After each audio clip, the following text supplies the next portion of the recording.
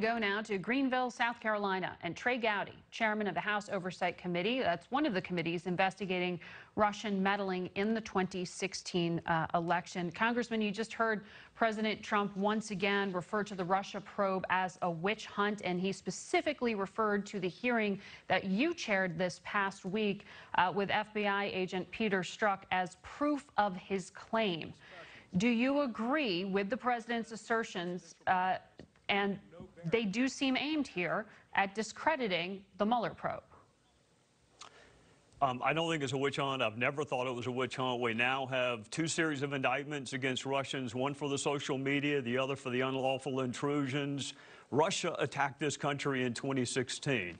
That's the number one thing we've asked Mueller to look at. What did Russia do? The second part, which unfortunately is where the hyper focus is with whom, if anyone, did they do it? Margaret, no Americans have been indicted with respect to conspiring to impact the 2016 elections.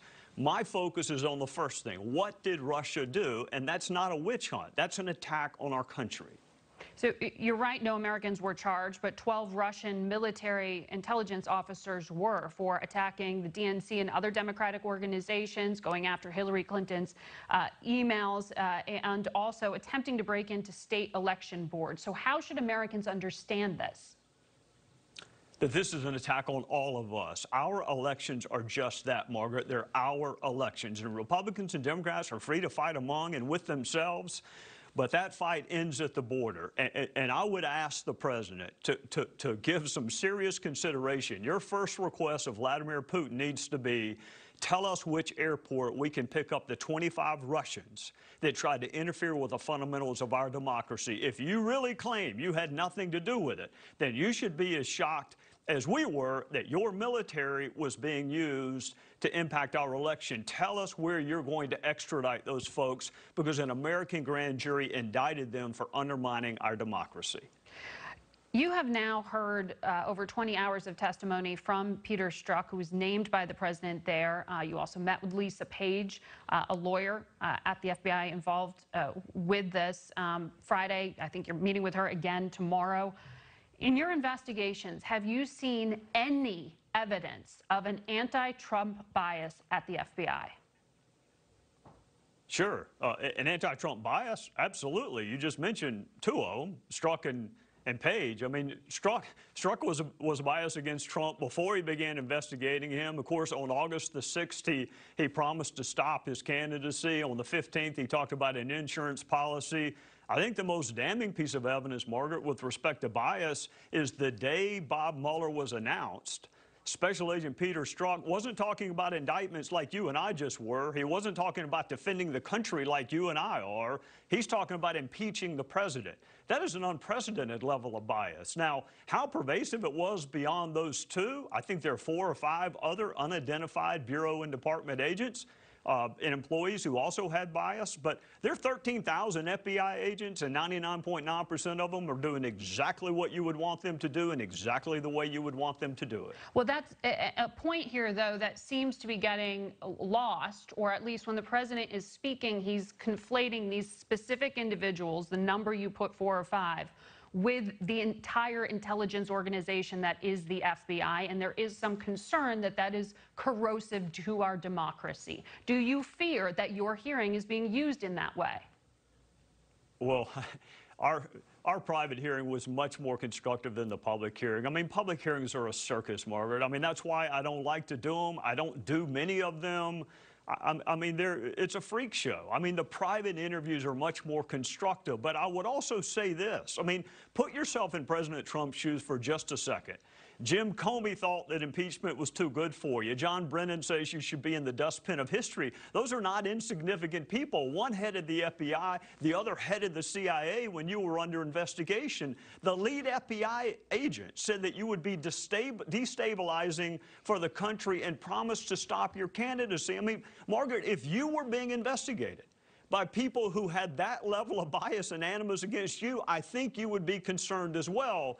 What I would tell the president is no American has been indicted for conspiring to hack the DNC. But Russia did attack us. So focus on the first prong of that Mueller jurisdiction. Let the second prong play out. But But so far, the with whom, if anyone, did they do it, we've got a big zero with respect to Americans. But to play devil's advocate here, there were other Republicans who were questioning the president as a candidate and comments he made and whether that made him fit for office. So, I mean, you're not trying to argue that only Trump supporters should be involved with this investigation. No, and thank God Republican candidates for president aren't in charge of counterintelligence investigations. I mean, put politicians in one heap. I mean, thank God we don't put them in charge of major investigations. Peter Strzok was supposed to be a counterintelligence expert. He was put in charge of the probe, and he's going from talking about stopping him to he hopes he resigns to impeachment. Margaret, keep in mind, his main concern when he was trying to deliberate on whether or not to be part of Mueller's probe is that it might not lead to impeachment.